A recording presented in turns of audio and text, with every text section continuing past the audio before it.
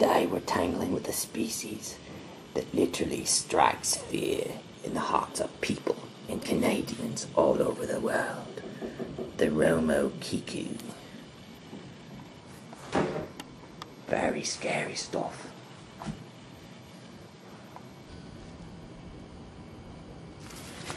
Okay, we're back. I don't know who that other squirrely guy was, but he was kind of a weirdo and we got rid of him.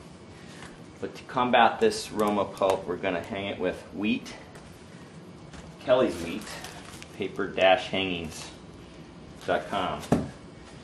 Bob Kelly makes a great wheat paste. I'm going to use some distilled water because I'm in St. Louis, Missouri. I don't know anything about the water, so I'm going to be safe. And I've had an epiphany on how to mix up my wheat paste. I used to use the old whisk, and it worked fine. Got a lot of lumps. Now I use the drill and the squirrel mixer. So I'm mixing up 2 gallons. Probably a lot too much. But, you know, I hate mixing it up, so I mix up a lot at once. I'll probably use it for size or blank stock when I get back to LA next week. Hanging some things next week that I could use it on. I would never use the wheat paste on a something sensitive. Maybe the next day, but definitely not the day after because it starts to get real watery. But I use it for blank stock or for size. If this, you know, it doesn't really matter when you're using it on that sort of thing. So what I started doing was I get the water going with this whisk, this squirrel mixer and the drill. Kind of tilt it to the side. You pour it in, keep it going. Kind of dump it in slowly.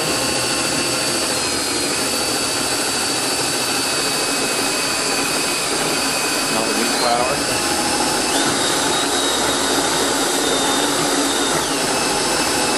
Definitely not the traditional way to mix it up.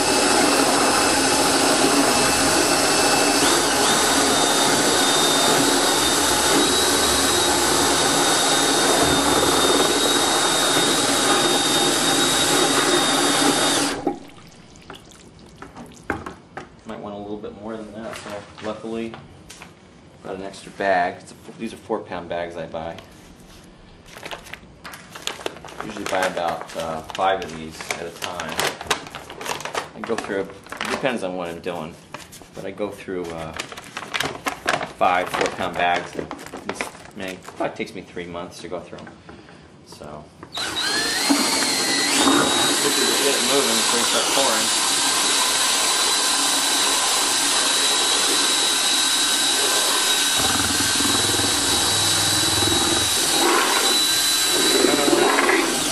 Consistency is cream of wheat.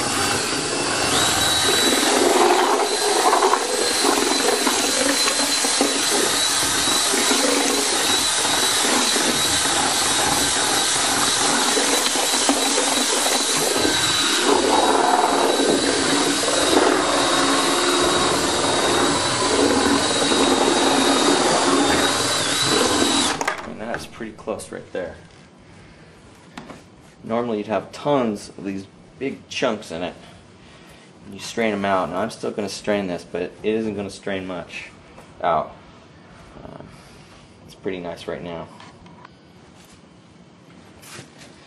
Alright, so let this paste sit about 10 minutes. Really, I don't need to let it sit that long. 5 is fine. And let's give it another stir. And this is a huge difference from mixing it with a whisk between the lumpiness or lack of lumps. So now I used to strain it with a big spaghetti strainer, but Philip Osler, we were hanging a Zubair about 2 weeks ago. He turned me on to these nylon paint strainers. You buy them at the paint section. They're 5-gallon bucket strainers. Basically, you just pour it all in inside the strainer after you've draped it over the bucket. Strain of paint. There are virtually no bubbles in this, or keep pulling the bubbles. Virtually no lumps.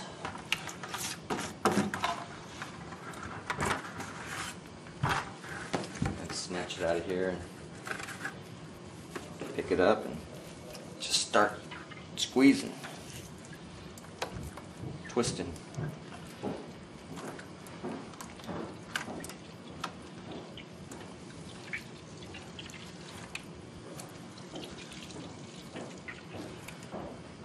Silver or anything? There's Tim Prowell, guy Bodine there. You're on camera. Am I a star? You are. Well, your voice is. What's happening? Are you milking it? I'm milking it for all I can do it for. That almost looks offensive. It does look offensive. It kind of is offensive. I bet you Reinhard would squeeze that on his bean and rice dinner from the Roach Coach. You said it, not me. All right, you want a soda or anything? I'm hitting it sore. I'm good. Getting sore. Thank you, sir. Just keep twisting away.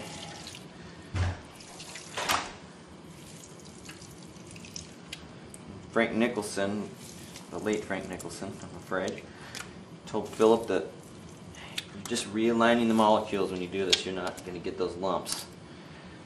Look at that. That's all what remains from the wheat paste. So that is very smooth. So what I do now, very rarely do I use wheat on its own. You mix it with the 111 clay, and depending on what I'm hanging, anywhere from 10-15% up to 25, even 30 or 40, just depends.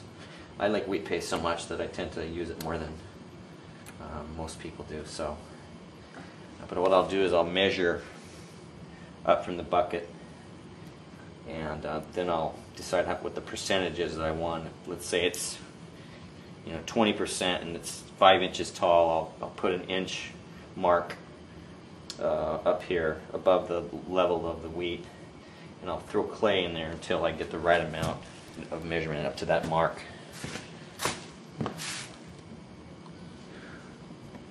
Okay, this is the part where Bob Kelly may not want to watch.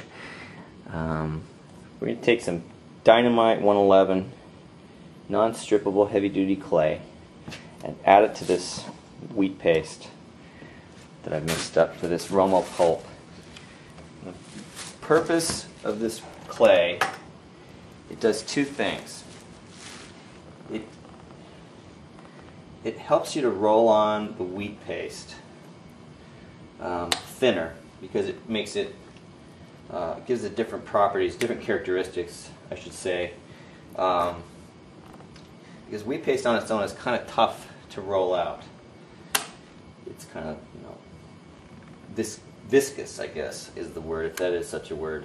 And so it's hard to get a very thin layer, and if you have too thick of a layer, you're going to have split seams. And this paper is notorious for splitting seams. And so it's important that you have a really thin layer of paste, just, enough paste, but a thin layer at the same time. The second thing, it gives the paste a little bit more strength to hold those seams back from splitting, which wheat paste is really not that strong. And you can see that I have my little black line right here that I measured, and it gives me about 20% clay mix in there. So now all I got to do is whip it up again. Got the perfect paste for this paper.